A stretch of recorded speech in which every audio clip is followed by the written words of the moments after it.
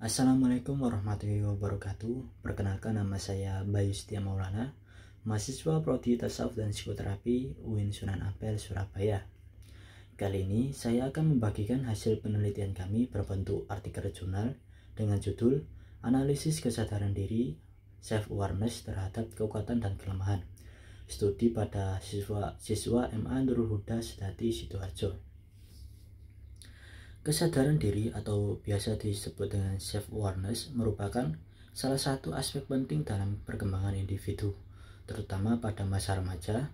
Masa remaja adalah fase kritis dalam pembentukan identitas dan pemahaman diri, sehingga penting bagi siswa untuk memiliki kemampuan mengenali kekuatan dan kelemahan diri. Kesadaran diri tidak hanya membantu individu dalam mengambil keputusan yang bijak, tetapi juga berkontribusi pada peningkatan kepercayaan diri, kemampuan bersosialisasi, dan pencapaian tujuan hidup. Dalam konteks pendidikan, kesadaran diri menjadi salah satu aspek yang perlu diperhatikan untuk mendukung keberhasilan siswa dalam belajar dan berkembang secara holistik.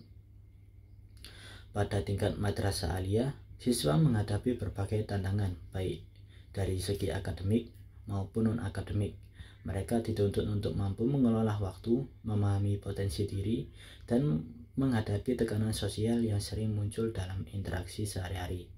Dalam hal ini, kemampuan untuk menyadari kekuatan dan kelemahan diri menjadi modal penting untuk membantu siswa dalam mengelola stres, membangun hubungan yang sehat, dan mencapai prestasi akademik yang optimal.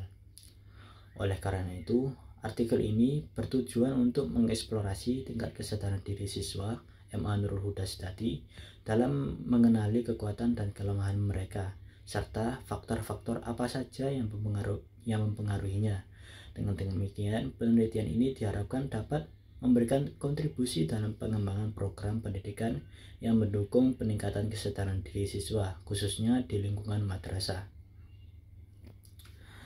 Untuk metode penelitian ini menggunakan pendekatan kuantitatif untuk mengukur tingkat kesadaran diri pada siswa MA Nurul Huda Sedati dalam mengenali kekuatan dan kelemahan diri.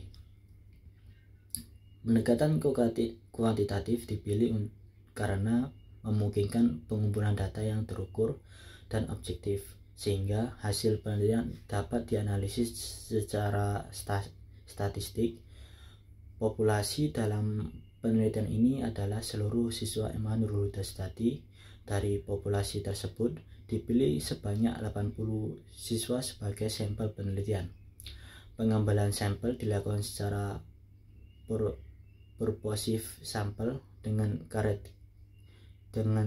kriteria siswa yang bersedia mengikuti proses konseling pribadi sebagai bagian dari pengumpulan data. Data yang dikumpulkan melalui sesi konseling pribadi dengan masing-masing sampel. Dalam sesi ini, siswa diberikan panduan untuk mengidentifikasi kekuatan dan kelemahan diri mereka. Selain itu, siswa juga diminta untuk menjawab kuesioner terkait aspek-aspek kesadaran diri yang dirancang berdasarkan indikator-indikator dari teori kesadaran diri. Data yang diperoleh dari hasil konseling pribadi dan kuesioner dianalisis menggunakan perangkat lunak Microsoft Excel.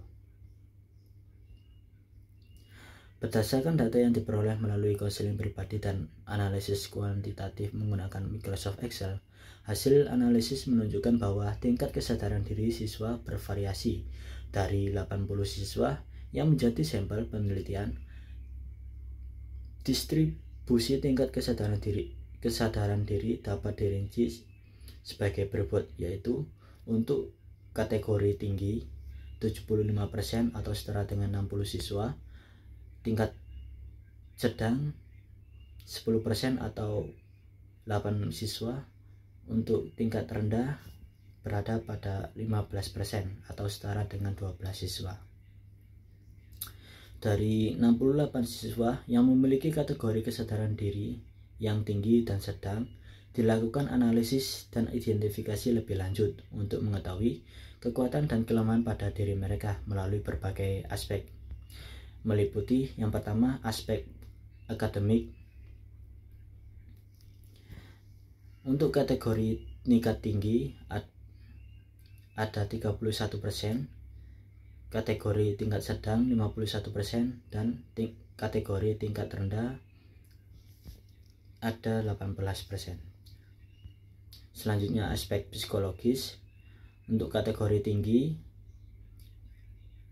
7%, kategori tingkat sedang 37%, kategori tingkat rendah 56%. Untuk aspek sosial dan emosional, kategori tingkat tinggi 10%, kategori sedang 78%, kategori rendah 12%.